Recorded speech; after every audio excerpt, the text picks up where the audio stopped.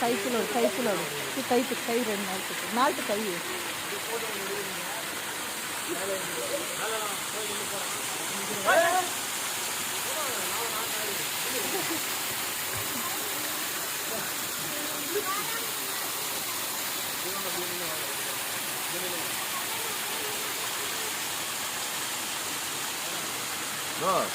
காற்று போட்டுட்டு இருந்தானா காற்று இல்ல ட்ரெஸ் எடுத்து மேலே போட்டு அப்படி உள்ள கழிச்சுக்கலாம்.